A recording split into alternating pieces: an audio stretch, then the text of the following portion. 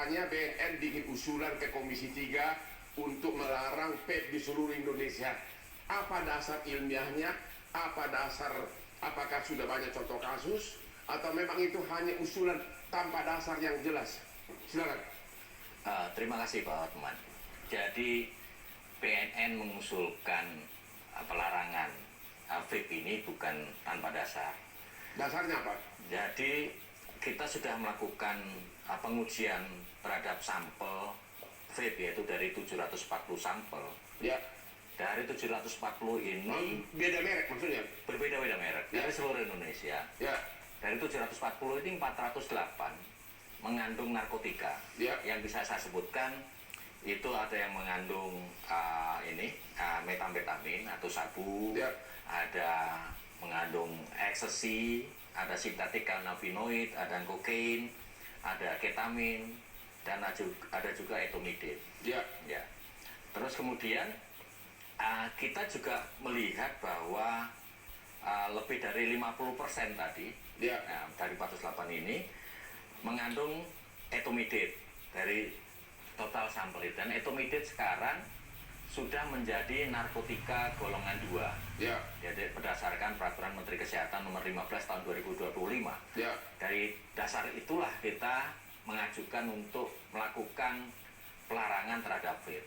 Karena vape yang tadi separuh saja dari hasil penelitian mengandung narkotika, Ya. ada juga vape yang normal itu mengandung zat-zat yang sifatnya karsinogenik, Ya. yaitu bisa sebutkan itu ada formaldehida, atau biasanya itu cairan atau zat yang untuk pengawet mayat. Ya. Ya, itu yang menjadi dasar kami karena kita BNN itu menyayangi masyarakat Indonesia sehingga Tapi kan itu tidak bisa pukul rata. Ada juga yang benar-benar tidak mengandung bahaya seperti yang Bapak bilang.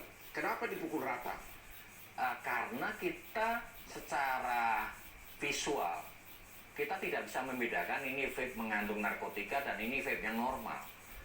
Dan saya sudah sampaikan tadi bahwa vape yang normal saja Ya. itu mengandung zat-zat yang sifatnya karsinogenik yang Ya. membahayakan kesehatan juga. Kenapa tidak dibikin peraturan bahwa vape itu harus mengandung ABC? Kalau itu dilanggar baru ditindak. Kenapa langsung gara-gara ditemukan? Karena memang pengawasan tidak ada, persyaratan tidak ada, dan BPOM-nya pun tidak ada. Kenapa harus dipukul rata, ditutup gitu?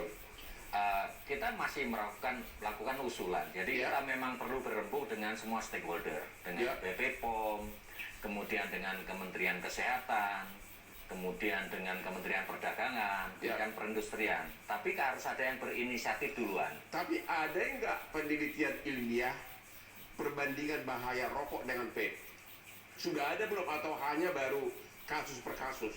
Kalau penelitian yang dilakukan oleh labnya BNN, Ya. ya, kita melakukan penelitian terhadap kandungan vape itu sendiri. Ya. Nah, kandungan vape sendiri dari sampel yang tadi jumlahnya 740. Ya. Dan itu sebenarnya merupakan kandungan yang merupakan inti sebenarnya. Ya. Kandungan inti. Jadi kita lihat itu lebih berbahaya dari rokok konvensional. Kalau begitu kenapa tidak usulkan peraturan vape yang bisa beredar hanya yang begini? Kenapa daripada langsung pukul rata sehingga yang normal pun ikut jadi korban? Kita seperti yang saya sampaikan tadi, bahwa vape yang normal dengan vape yang mengandung narkotika itu secara kasat mata kita susah membuktikannya. Ya kalau nggak bisa dibuktikan ya jangan dihukum orang dong. Maksudnya tidak menghukum orang, Ya tidak. menghukum dong kalau usahanya ditutup, itu kan menghukum Pak. Kita tidak serta-merta menutup. Jadi diapain? Kita ada proses, kita berembuk dengan semua stakeholder. Iya, maksudnya kan isinya kan BNN mengusulkan kepada lembaga terkait agar mengeluarkan larangan. Betul. Bahkan saya dengar BNN mengusulkan agar diselipkan dalam perubahan undang-undang narkotika agar itu dilarang, begitu? Ya, betul. Ya itu sama aja dengan mengorbankan semua yang tidak bersalah, Pak. Kita memang tidak serta-merta seperti itu, Pak. Tapi kita perlu proses, dan proses itu dimulai dari diskusi. Dan itulah kita mulai diskusi sekarang ini. Ya. Ya, itulah Kenapa proses. BNN tidak bekerja sama dengan BPOM agar BPOM yang melakukan pengawasan? Jadi pemerintah mengeluarkan dulu standar mana yang vape normal, kalau itu dilanggar baru ditindak. Gimana Bepom? Punya wewenang nggak? Berbicara tentang